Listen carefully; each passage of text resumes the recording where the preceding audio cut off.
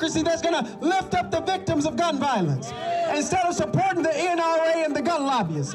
And we going to keep fighting, and we going to keep pushing, because we believe that this is what democracy looks like.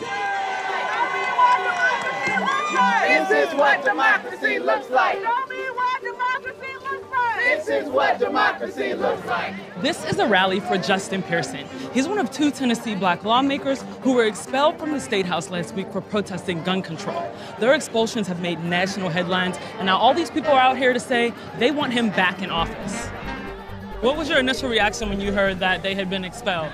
Oh, ridiculous. I mean, eventually everybody's going to know somebody who's been shot in one of these mass shootings. I mean, my mom works at a school, and it's just every day nothing changes, and finally there's a movement to do something about it. It's ridiculous. It's just straight up racism in our legislature. 3 days after a mass shooting in Nashville, Representative Justin Pearson, alongside 2 Democratic colleagues, took to the House floor with a bullhorn urging Republicans to debate on gun reform. The incident did get the other reps talking, but not quite about guns. The Republican majority ousted Pearson and Representative Jones from their seats for allegedly breaking decorum. Gloria Johnson, a white state rep who protested with them, survived her expulsion vote. Now Pearson and Jones have found themselves in the middle of a national conversation, not just about gun control, but also racism and the division of power within state legislatures. The reality is, for a long time, we've been in this very terrible status quo, one that has said if you speak out of turn, you don't belong here. We got folks who are willing to disenfranchise hundreds of thousands of people at the behest of the National Rifle Association and the Tennessee Firearms Association. We're talking about children who are 9 years old who are saying to legislators, "Am I next?" Did you think that your Republican colleagues would actually expel you? I never imagined that advocating for the end of gun violence in our communities could lead to our expulsion. We were pushed to the point of doing a peaceful demonstration on the House floor, demanding change, because as we see with the people of the state of Tennessee, when they're asking for things, the legislature thinks it's not their responsibility to represent the people, it's their responsibility to represent the NRA, it's their responsibility to represent gun lobbyists. And myself, Representative Jones, Representative Johnson, we were there and sent there by over 200,000 people to represent them. But the fact that we were expelled tells us that it really didn't have to do with us disrupting House proceedings or anything like that. It was because what we were standing up for, the end of gun violence, was the problem. If it was just about the protesting of guns, wouldn't Representative Johnson have also been expelled? Yeah, you cannot separate the reality that race played and who was expelled and not expelled. You can't. But we know that race and patriarchy and white supremacy undergird the pillars and the foundation of the Tennessee House General Assembly. I think expulsion of lawmakers here has only happened twice since the Civil War era. What do you think about the direction our country is going? Yeah, this is a terrifying time for our democracy. This is not the behavior of democratically elected people or folks that you expect in a democracy. If you had some other form of government where you had an autocracy or something like that, a dictatorship, things like this, you would expect dissension to be met with expulsion. But in a democracy that prides itself on at least the ideal of debate and people talking about different ideas and things like that, you would expect that this would not happen. Maybe censure, maybe a suspension, something like that.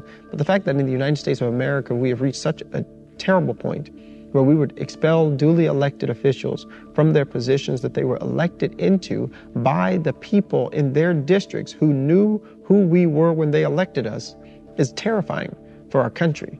And what the reality is, and what we must all be afraid of, is what other states are going to do now that Tennessee has done this. We're seeing state legislatures make headlines now more than ever for passing anti-trans bills, anti-abortion laws, deciding what kids can learn in schools. Can you talk about the importance of, or kind of the focus now on local government? The state legislature is where the work happens, okay? And most of the things that impact our lives is because of what is happening at state legislature level.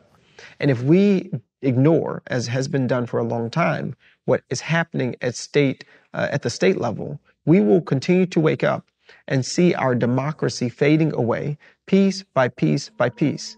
This is how the Republican Party now responds. These state legislatures, these state House and state Senates are the most important places to retain our democracy.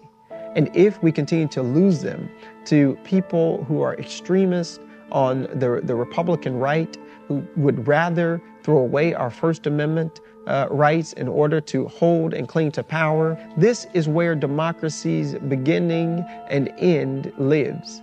And if we do not work and listen to what is happening at the state level, we as a country cannot go further. Pearson and Jones will have to run again in a special election, but the Tennessee Constitution says their local legislative bodies can reappoint them in the interim. 2 days after Jones was sent back to his seat, Pearson faced his own vote on whether or not to reinstate him. He was unanimously voted back into office by Shelby County Democrats and has promised to run again.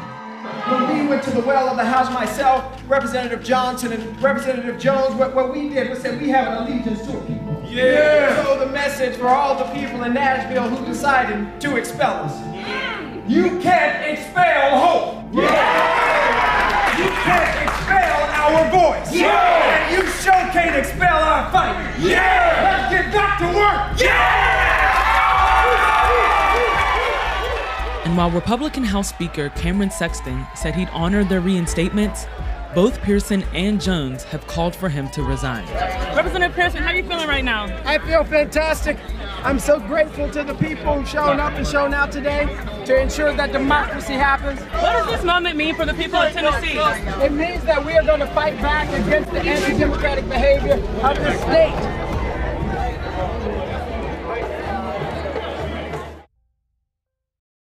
I'm Michael Learmonth, editor-in-chief of Vice News.